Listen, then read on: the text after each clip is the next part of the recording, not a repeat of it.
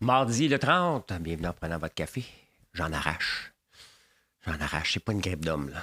Tu sais, des fois, on fait des blagues avec une grippe d'homme, là, mais là, il n'y a plus rien qui m'endort, il n'y a plus rien qui à faire. Attendre. Boire de l'eau, puis attendre, puis se reposer. Moi, survivre. 2 mois plus tard, qu'est-ce qui se passe avec l'Argentine? On va parler de ça. Fini la radio AM dans les autos. Hein? Ça fait de l'interférence. Parce que Québécois veut imiter la Chine. Oui, oui, oui. Des fois, il faut toujours faire attention de ne pas prendre un problème en pensant que c'est un problème général. Hein. Hey, le 30 janvier 1968, il y avait une crise du logement. On va regarder pourquoi. Hein? Une grosse semaine à la bourse qui s'en vient. Être seul dans un marché, est-ce que c'est payant? Hein? Moi, je suis seul dans mon marché. On va dominer ça. Là. Hein, on va voir. Et, oh, aimeriez-vous ça travailler chez Jack Daniels? Ben, peut-être. Peut-être. Qui sait?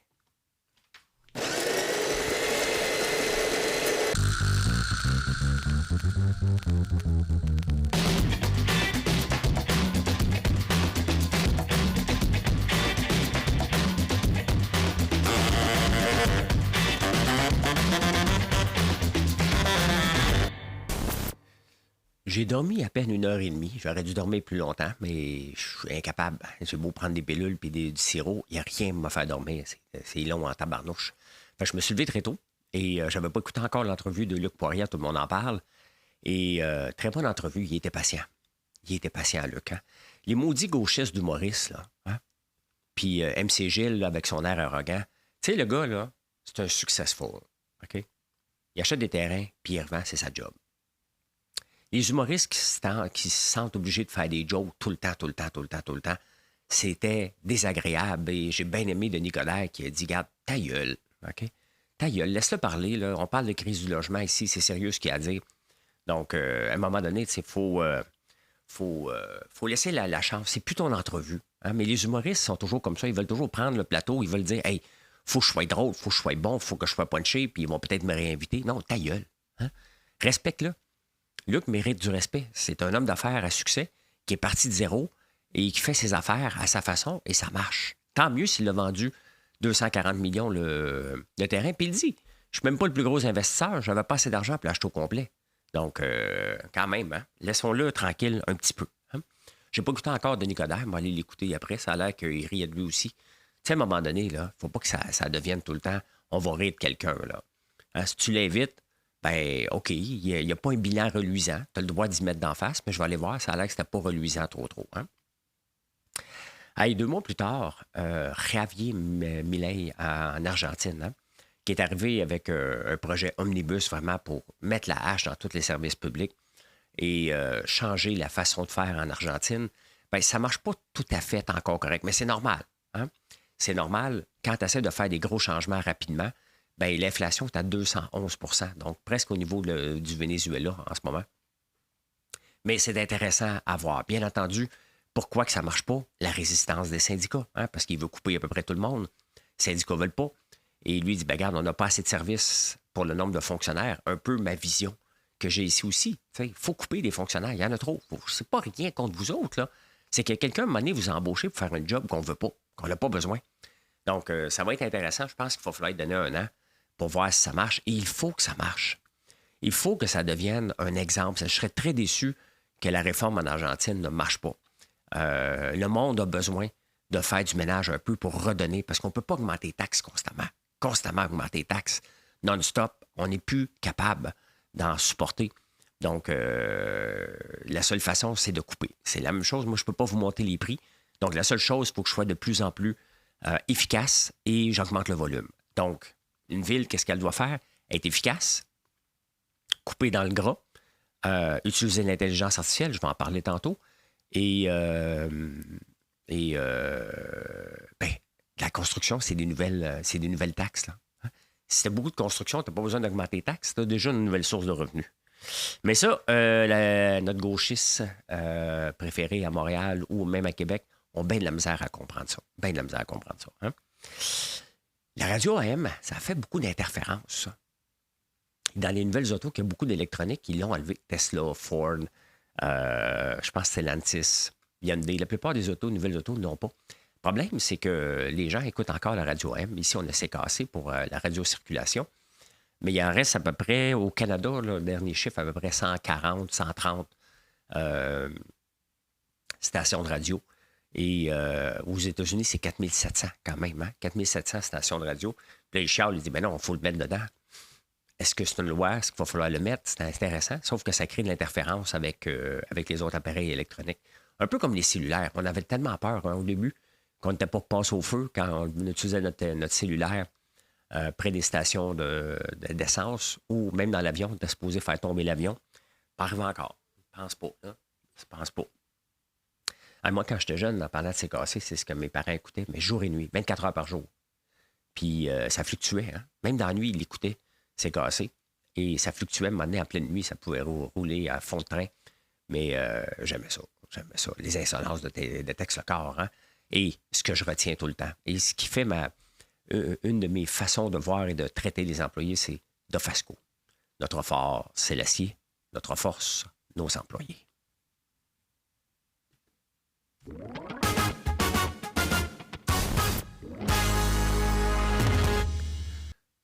Paul Saint-Pierre Plamondon a fait une sortie en fin de semaine sur le temps d'écran.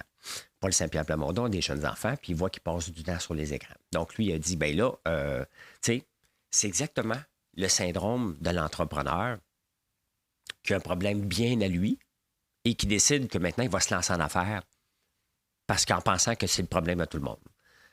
Est-ce que c'est un problème, le temps d'antenne? Bon, on l'a fait, on l'a vu avec la radio, on l'a vu avec la télévision. Le Canal 10, c'était supposé rendre les gens fous. Ça se peut. Ça se peut. Mais à chaque fois qu'on a eu une nouvelle technologie, c'est supposé nous rendre de plus en plus légumes.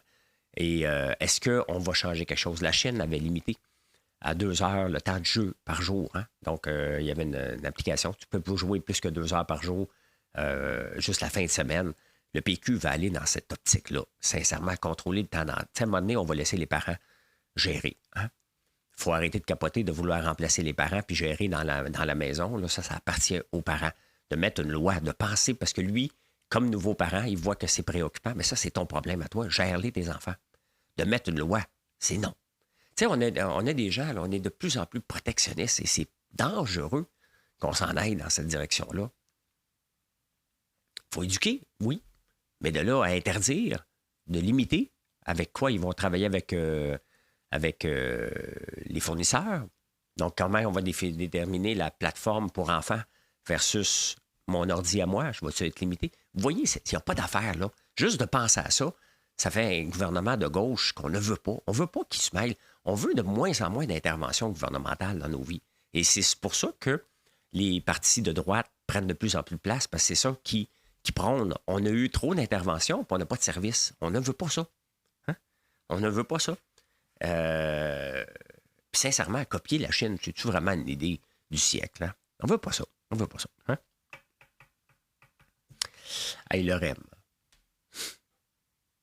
Tu sais, moi, quand je développe en logiciel, là, j'attends pas la perfection. Quand j'étais au Dragon aussi, à un moment donné, j'avais dit à quelqu'un, il dit, mon logiciel va être prêt dans 6 mois, puis là, on va faire des tests. Je dis, tu sais quoi? T'es ben trop slow.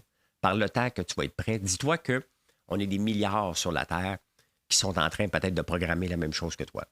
Donc, par le temps que tu arrives, tu vas être déjà dépassé. Le REM, hein, quelle catastrophe. Hein? On va rouler à blanc. Ils ont roulé à blanc tout l'été passé, hein, pour tester les systèmes. Et finalement, ça ne marche pas. Hein? Ça ne marche pas du tout, du tout, du tout. Il y a des pannes tout le temps, tout le temps, tout le temps. Les usagers sont à bout. Tu sais, attendre la perfection, là, c'est pas un avion, là, OK? T'sais, un avion, oui, il faut attendre la perfection. Un train, ben, tu testes les affaires, tu dis au monde, regardez, pendant un an, ça va être chaotique. On va vous le donner gratuit, on va le donner à rabais. Ça se peut que ça soit chaotique. Mais de rouler à blanc puis d'avoir dépensé probablement des milliards supplémentaires parce qu'il y a quelqu'un qui a pensé, non, on va le tester comme il faut pour pas qu'il y ait de panne. Ils ont l'air d'une gang de débiles. Le REM. Donc, les gens l'utilisent de moins en moins. Il n'y avait pas de connexion avec la place Bonaventure. C'était comme un projet monté tout croche sur le coin d'une table. Hein? Quand même. Hey, je parle pas de température, mais on a un hiver assez clément. Hein? Clément? Un hiver clément. Il fait pas froid encore. Hein?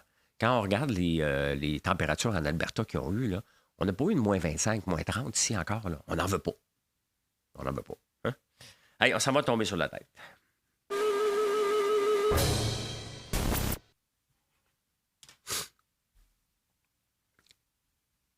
Qu'est-ce qui s'est passé le 30 janvier 1968? La Ligue des propriétaires réclame l'abolition de la régie des loyers. Ah ben, regardons ça. Hein?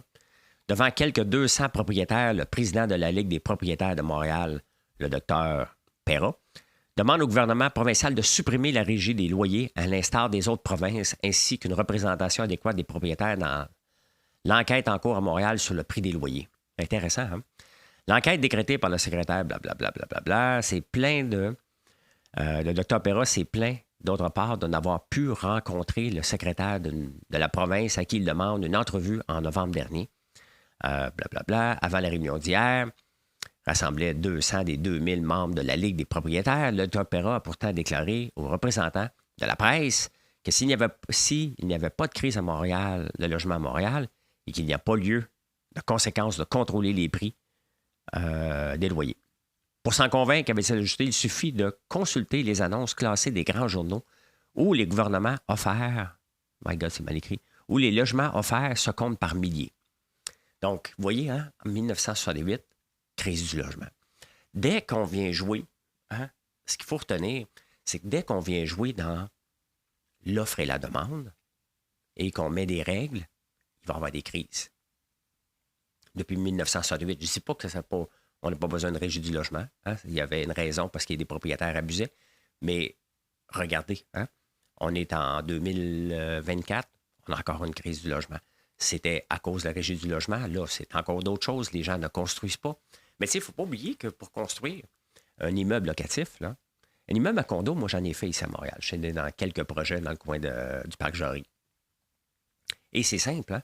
On met de l'argent, une gang de promoteurs ensemble, et là, ils vendent des condos. Quand 80% des condos élevés, ils vont chercher le financement à la banque, et là, le projet part. À la fin de revendre des condos, on se partage ce qui reste comme profit. Donc, c'est simple, c'est les nouveaux propriétaires qui financent une partie. Si je me lance dans un immeuble locatif, mettons 50 portes, je n'ai pas de financement. Il faut que je finance au complet. Je ne peux pas louer d'avance. Là. Donc, vous voyez, la problématique, c'est pas la même du tout au point de vue financement. Et c'est là que le gouvernement devrait venir aider un peu. Hein? Pas beaucoup, mais un petit peu. S'il veut que les gens construisent, en ce moment, c'est pas avantageux parce que les banques sont frileuses, tout simplement. Et après ça, des poignées à régie du logement encore en 2024.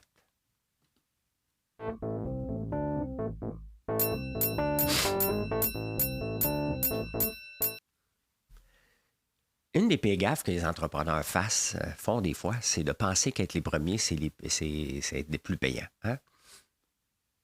On a vu Yahoo, hein, Yahoo.com, qui était un des premiers à faire de la recherche. C'est pas lui qui a dominé, c'est Google. Je sais, on rit tout le temps de moi. Google, comme ça. Goggle, hein? Je pensais comme ça. Donc, c'est la même chose. Regardez, il y a le Meta. Hein? Facebook a changé de nom pour Meta. Vous allez dans la réalité virtuelle. Ils ont mis 165 milliards. Ils ont perdu énorme. Là. C'est seulement 1% des revenus de Meta maintenant. Et là, c'est relancé avec l'arrivée du Apple Provision. Il y a de la compétition. Hein? Ils sont plusieurs à faire du marketing. Et c'est pour ça qu'il faut faire attention d'être les premiers dans un marché parce que tu es obligé de faire la partie évangélisation.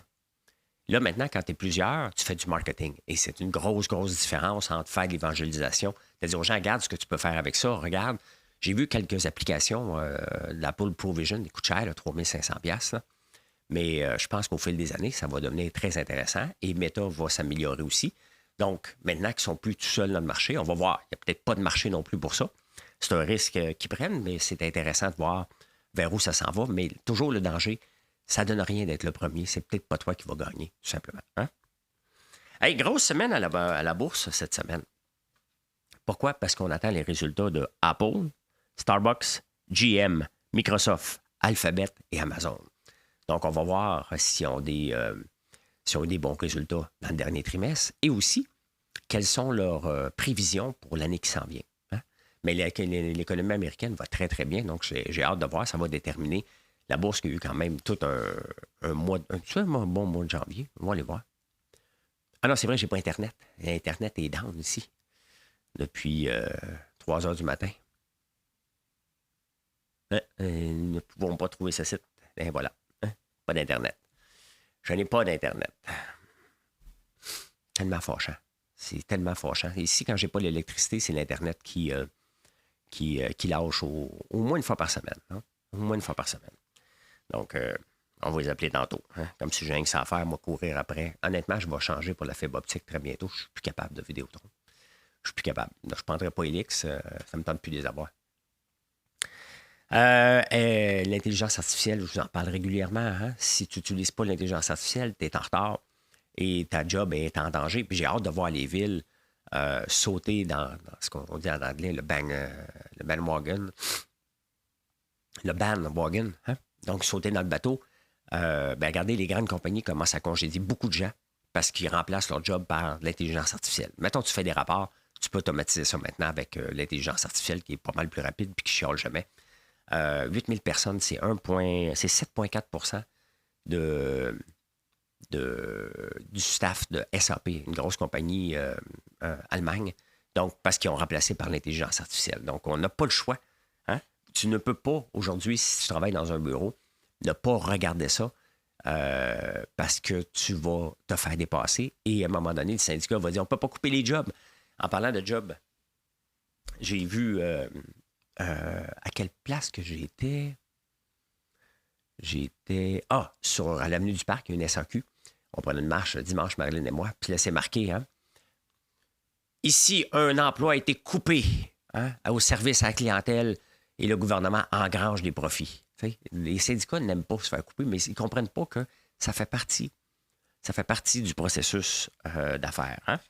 Donc, ils n'aiment pas ça. On n'aime pas ça. On est vraiment insolite.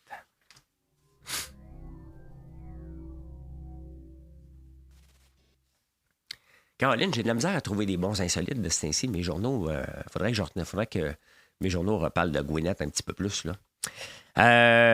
Le premier vendredi de chaque mois, chez Jack Daniels, les employés ont une bouteille de scotch. Ouais. Bouteille de whisky. Bourbon. Ouais. Chaque vendredi. Quand même pas pire. Hein? Et d'ailleurs, je pense que c'est dans l'État du Kentucky. À Louisville, je pense que tu ne peux pas boire dans cet état-là en plus. Donc, je ne sais pas ce qu'ils boivent, mais il y a quelque chose comme ça par rapport, en tout cas, la ville de Louisville. Donc, ouais, ils donnent une bouteille de Jack Daniels. Hein? Quand même intéressant. Ouais, c'est intéressant. C'est quand même beaucoup. Hein? Quand même beaucoup prendre une bouteille par mois de je ne sais pas vous autres, là, mais moi, c'est une par année. Là. Hey, jusqu'en 2009, la Suède n'avait pas de langue officielle. Imaginez-vous. Là, c'est le suédois depuis 2009, mais avant ça, il n'y en avait pas. On parlait suédois, mais il n'y avait pas de langue officielle. That's it. Vous pouvez écrire à peu près n'importe comment, n'importe quoi. Donc, c'est surprenant, hein, quand même. On n'est pas loin. Le 2009, ça fait seulement 15 ans. Hein? Mais voilà. Hey, c'est comme ça, je peux dire. Mission accomplished. Merci d'être là, hein? De partager avec moi ma souffrance de mal de cheveux. Et je vous souhaite une excellente journée. Venez nous voir sur françoislambert.one. Passez à nous pour la Saint-Valentin. Venez voir la tire, elle est disponible. Et le masque à la citrouille. Et notre top vendeur de cette semaine, ça, c'est le fun en maudit. Parce que j'en ai parlé régulièrement, puis les gens qui ont commencé à l'avoir l'apprécient énormément, et c'est le fun. Allez, bye, bonne journée.